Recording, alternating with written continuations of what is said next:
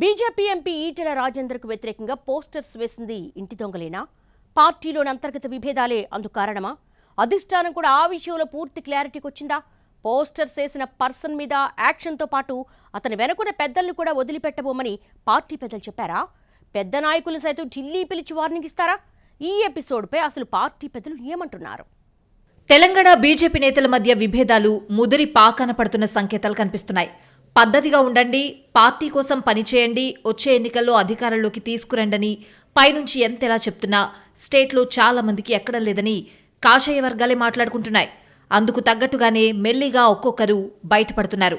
దీంతో పార్టీలో అంతర్గత కుమ్ములాటలపై హైకమాండ్ సీరియస్గా దృష్టి పెట్టినట్టు తెలిసింది. చిల్లర పంచాయతీలకు చెక్ పెట్టేలా నేతలని హెచ్చరిస్తోంది. పార్టీ ఎంపీ ఈటెల రాజేందర్కు వ్యతిరేకంగా ఇటీవల పోస్టర్స్ వేయడం, ఫ్లెక్సీలు పెట్టడాన్ని అధినాయకత్వం సీరియస్గా తీసుకుందట. దాని మీద ఢిల్లీ పెద్దల ఆదేశాలతో రాష్ట్ర పార్టీ డీజీపీకి ఫిర్యాదు చేసింది. ఆ పోస్టర్స్ వెనుక ఉన్నది ఎవరో విచారించి చర్యలు తీసుకోవాలని విజ్ఞప్తి చేసింది. పోలీసులు కూడా ఆలస్యం చేయకుండా రంగంలోకి దిగి దర్యాప్తు జరిపారు. దోషులు ఎవరో గుర్తుపట్టారు. ఆ పని చేసింది ఇంటి దొంగలేనని తేల్చేశారు. అంతేకాకుండా అందుకు బాధ్యుల మీద కేసు బుక్ చేశారు.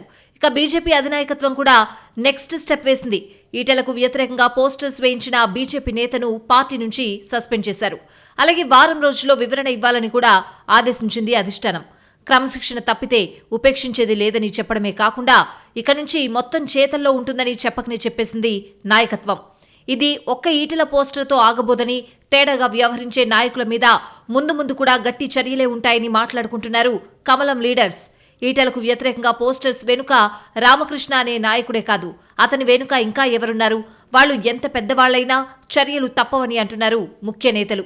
ఎవరిని ఎవరు వెనకేసుకొచ్చే ప్రశ్నే లేదని స్పష్టం చేస్తున్నారు.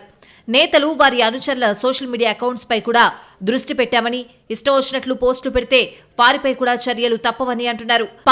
పార్టీ నేతలకు వ్యతిరేకంగా పోస్టులు పెడుతున్న వారు తమ బాధ్యతలను కూడా మర్చిపోకూడదని, ఆత్మవిమర్శ చేసుకోవాలని సూచిస్తోంది నాయకత్వం. ఇలాంటి పనులకు పాల్పడుతున్న కొద్ది మంది రాష్ట్ర ముఖ్య నేతలను ఢిల్లీ పిలిచి వార్నింగ్ ఇచ్చే అవకాశం ఉన్నట్లు తెలుస్తోంది.